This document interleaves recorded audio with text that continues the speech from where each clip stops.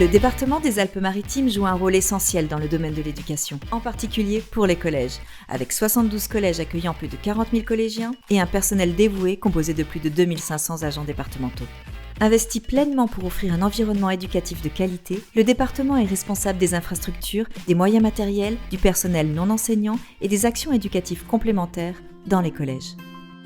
Aujourd'hui, effectivement, nous sommes au collège Alphonse Daudet à Nice pour cette rentrée avec des jeunes qui expérimentent la tenue unique. Comme dans 5 de nos collèges du département, ce que nous souhaitons au travers de cette expérimentation, c'est faire passer des valeurs, les valeurs de la République, la citoyenneté, l'égalité, lutter contre l'antisémitisme et le racisme également. Pour nos jeunes, nous souhaitons gommer la différence, lutter contre le harcèlement scolaire, apaiser les tensions au sein des cours de récréation, faire en sorte qu'ils se respectent. Ça me dérange pas plus que ça. Ça change quand même le style vestimentaire, où on ne le choisit pas. Donc l'harcèlement scolaire, ça peut être, c'est mieux comme ça pourra les limiter. Le département des Alpes-Maritimes profite de la longue pause estivale pour entreprendre de nombreux travaux de rénovation dans les collèges. Ces initiatives visent à moderniser les infrastructures et à les adapter aux défis climatiques.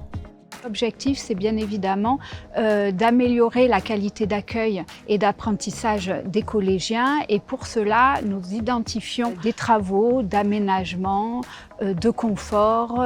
On a aussi une grosse campagne car dans le cadre du plan collège 2028, nous avons listé un certain nombre de collèges qui nécessitent des rénovations beaucoup plus lourdes et tous les étés, nous planifions donc ces rénovations. Donc cet été, 14 collèges ont été concernés. Ici, nous sommes au collège Les Baous. La principale nous a fait remonter effectivement un besoin de salles supplémentaires. Nous avons profité donc de cette période pour aménager dans des anciens locaux désaffectés 2 salles de classe qui vont permettre au collège de pouvoir accueillir plus confortablement les élèves. Toutes les actions que l'on mène répondent bien évidemment aussi aux enjeux climatiques, toujours dans le respect en fait de la démarche Green Deal portée par le département des Alpes-Maritimes. Nous avons principalement 2 axes.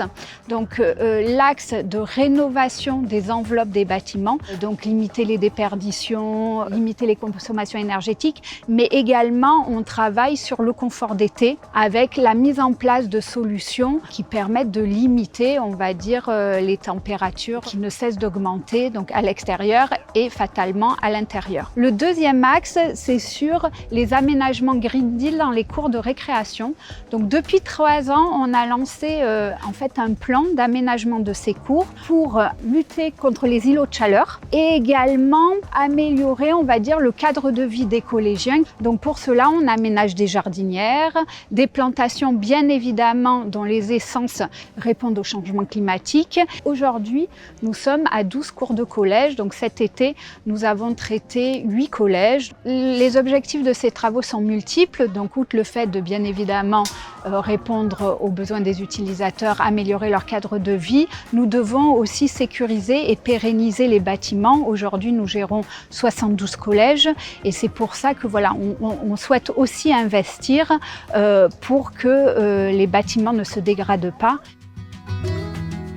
Dans chaque collège des Alpes-Maritimes, le personnel dédié à la restauration nourrit tous les midis des milliers de collégiens. Depuis quelques années, ces brigades, que l'on appelle anti-gaspi, jouent un rôle essentiel dans le bien manger des enfants et la lutte contre le gaspillage alimentaire. Quand on a décidé de s'occuper de la lutte anti-gaspillage, la première chose que l'on a mis en place, c'est un gâchimètre pour le pain, parce que c'est la première denrée qui est gaspillée. Grâce à ça, on a réduit de moitié notre gaspillage de pain. Ensuite, on a mis en place un salade bar et il est arrivé ensuite le choix de petite faim, grande faim. C'est-à-dire que l'élève choisit ce qu'il veut manger, il choisit la quantité qu'il veut dans son assiette. Aujourd'hui, par exemple, c'est des courgettes.